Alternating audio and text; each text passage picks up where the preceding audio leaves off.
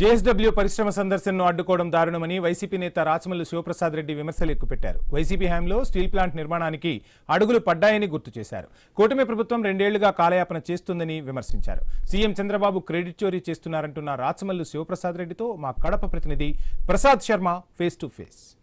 కడప జిల్లా జమ్మన్మండలో ఒక రకంగా ఉద్రిక్త పరిస్థితి నెలకొందని చెప్పాలి. ఏదైతే జేఎస్డబ్ల్యూ పరిశ్రమ దగ్గరకు వెళ్లేందుకు వైసీపీ నాయకులంతా సమాయత్తమైన నేపథ్యంలో పోలీసులు అనుమతి నిరాకరించారు. అయినప్పటికీ కూడా జమ్మన్మండకు వైసీపీ కార్యాలయం నుంచి ఏదైతే వైఎస్ఆర్ విగ్రహం నారాపురం వెంకటేశ్వర గుడి వద్ద నుండి రాజశేఖర విగ్రహం వరకు ర్యాలీ చేసి ఆయనకు నివాళులు అర్పించిన అనంతరం ఇక్కడ తమ యొక్క నిరసన వ్యక్తం చేశారు. ఈ నేపథ్యంలో మనతో మాట్లాడేందుకు మాజీ ఎమ్మెల్యే వైసీపీ రాష్ట్ర అధికార ప్రతినిధి రాచమల్లి శివప్రసాద్ గారు సార్ చెప్పండి, జేఎస్డబ్ల్యూ అనేటువంటి ప్రాజెక్టు ఏదైతే పరిశ్రమ ఉందో గతంలో వైసీపీ హయాం తీసుకొచ్చింది, ఇవాళ మళ్ళీ చంద్రబాబు శంకుస్థాపన చేసి సిద్ధమయ్యారు. ఈ నేపథ్యంలో మీరు నిరసన వ్యక్తం చేస్తున్నారు సార్, దేనికి చేస్తున్నారు?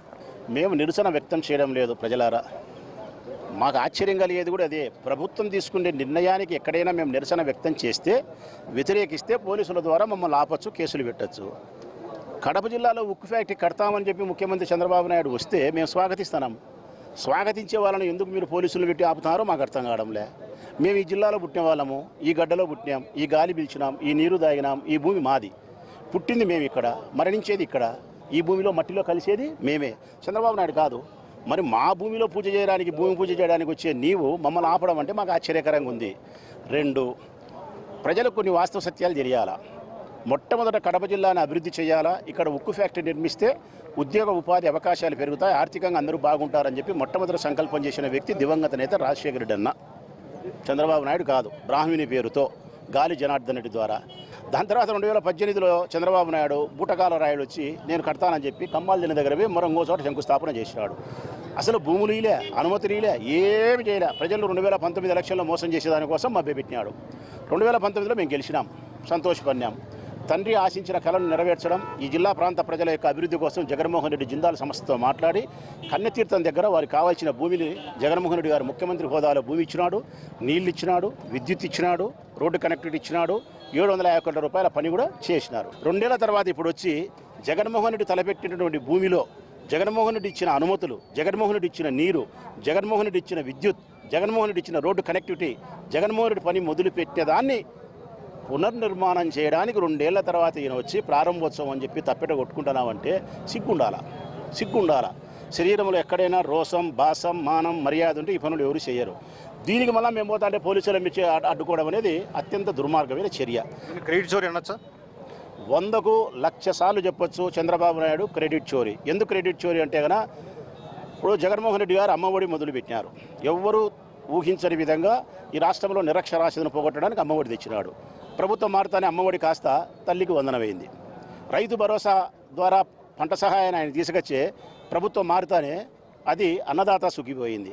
అంటే పథకాలు జగన్మోహన్ రెడ్డి, పేరు మార్పిడి మాత్రం చంద్రబాబు నాయుడు.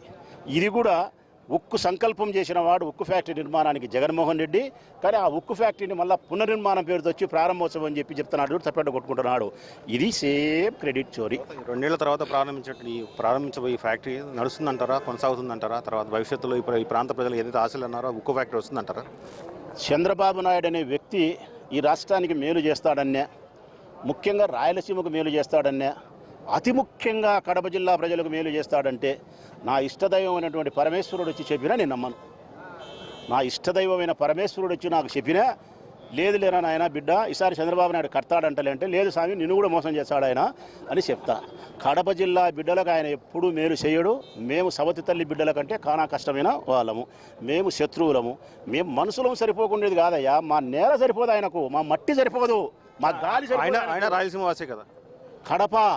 కడప ఒళ్ళులో నుంచి ఆయనకు ఎక్కలేని ద్వేషం వస్తుంది. కడప పేరు చెప్తే ఆయనకు మతికొచ్చేది రాజశేఖర రెడ్డి, కడప పేరు చెప్తే మతికొచ్చేది జగన్మోహన్ రెడ్డి, కడప పేరు చెప్తే మతికొచ్చేది కడప జిల్లాలో పుట్టే పులులు మతికొస్తాయి రాజశేఖర రెడ్డిని ప్రేమించే వాళ్ళను. అందుకే సరిపోదే మాకు ఆయన ఉక్కు ఫ్యాక్టరీ కాదు, నలుపుతాడు ఉక్కు పాదాల కింద వేసి పోలీసుల ద్వారా.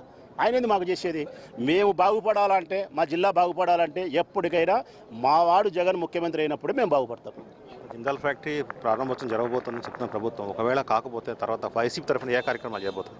తప్పకుండా ఈరోజు ప్రారంభోత్సవం అని చెప్పి 2 నెలలు 3 నెలలు 6 నెలల తర్వాత ఏం పని చేయకుండా తూతూ మంత్రం చేస్తే తప్పనిసరిగా మా జగన్మోహన్ రెడ్డి గారే రంగప్రవేశం చేస్తారు. పెద్ద దీక్షలు చేయాల్సిన పరిస్థితి వస్తుంది, దీక్ష చేస్తాడు. ఏదైతే జేఎస్డబ్ల్యూ ప్రాంతంలో ఏదైతే నిర్మిస్తుందో వాటిని పూర్తి స్థాయిలో నిర్మించాలని లేకపోతే ఆందోళన చేస్తామని Rajahmundry camera person Sumanth Sharma, I news, Jammalamadugu.